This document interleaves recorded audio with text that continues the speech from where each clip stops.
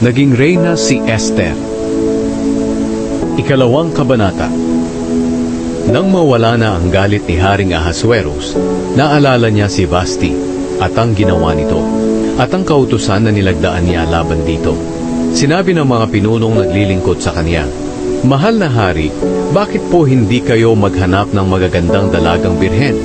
Pumili po kayo ng mga pinuno sa bawat probinsya na sasakupan ng kaharian ninyo para maghanap ng magagandang dalagang birhen at dalhin dito sa lungsod ng Susa, sa tahanan ng mga kababaihan.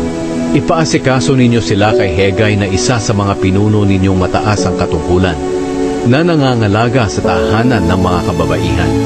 Siya na po ang bahalang magbigay sa mga dalaga ng mga pangangailangan nila para sa pagpapaganda. At ang dalaga pong magugustuhan ninyo ang siyang ipapalit ninyo kay Vasti bilang reyna." Nagustuhan ng hari ang payong ito, kaya sinunod niya. Nang panahong iyon, may isang Hudyo na nakatira sa lungsod ng Susa.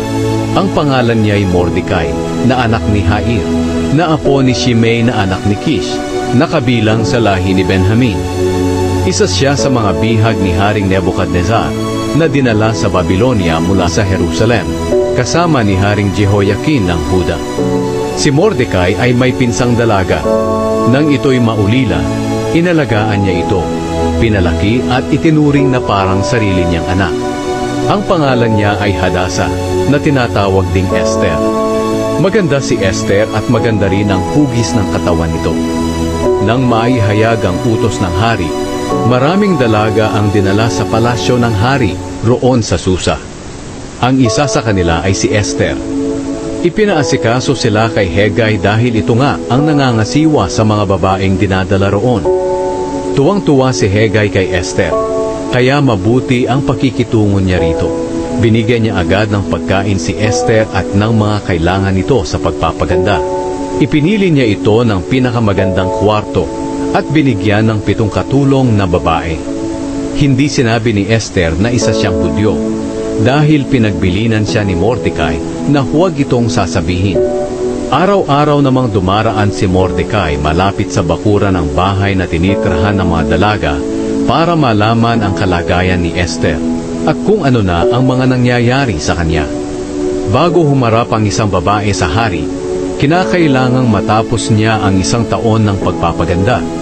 Sa unang 6 na buwan, magpapahid siya ng langis ng mira sa katawan, at sa susunod na 6 na buwan, magpapahid naman ng mga pabango at iba pang pampaganda. At bago siya pumunta sa hari, bibigyan siya ng anumang damit at alahas na gusto niyang isuot para sa pagharap sa hari. Pupunta siya sa hari pagsapit ng gabi, at kinabukasan, dadalhin siya sa tirahan ng mga asawa ng hari na pinamamahalaan ni Shaasgaz, na isa sa mga pinunong mataas ang katungkulan.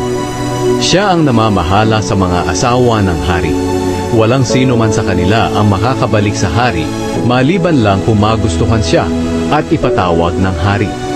Nang ika-10 buwan, buwan ng Tibet, at ika-7 taon ng paghahari ni Ahasuerus, dumating ang araw na si Esther na ang haharap sa hari sa palasyo. Sinunod ni Esther ang payo ni Hegai, ang pinunong nangangalaga sa kanila sa tahanan ng mga babae. Isinuot niya ang damit na sinabi ni Hegai na isuot niya. Ganoon na lang ang paghanga at pagpuri ng mga nakakita sa kanya, at dinala siya sa palasyo ng hari. Nagustuhan ng hari si Esther ng higit kaysa sa ibang mga dalaga na dinala sa kanya. Tuwang-tuwa siya kay Esther at mabuti ang trato niya sa kanya. Kinoronahan niya ito at ginawang reyna bilang kapalit ni Vasti. Nagdaos ang hari ng malaking handaan para parangalan si Esther. Inanyayahan niya ang lahat ng pinuno niya at ang iba pang naglilingkod sa kanya. Nang araw na iyon, ipinag-utos niya sa lahat at sa buong kaharian na magdiwang ng isang pista opisyal at nagbigay siya ng maraming regalo sa mga tao. Iniligtas ni Mordecai ang hari. Sa pangalawang pagtitipon ng mga dalaga, si Mordecai ay isa ng opisyal na nakapwesto sa pintuan ng palasyo. Hindi pa rin sinasabi ni Esther na isa siyang Hudyo, tulad ng bilin ni Mordecai. Sinusunod pa rin ni Esther si Mordecai katulad noon, nang siya'y nasa pangangalaga pa nito.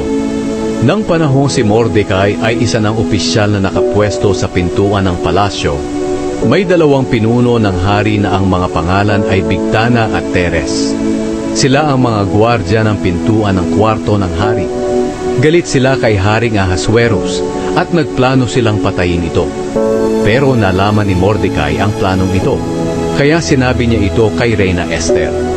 Sinabi naman ito ni Esther sa hari, at ipinaalam din niya sa kanya na si Mordecai ang nakatuklas sa planong pagpatay. Ipinasiyasat ito ng hari, at nang mapatunayang totoo ito, ipinatuhog niya sina Bigtana at Teres sa nakatayong matulis na kahoy. At ang pangyayaring ito'y ipinasulat ng hari sa aklat ng kasaysayan ng kaharian.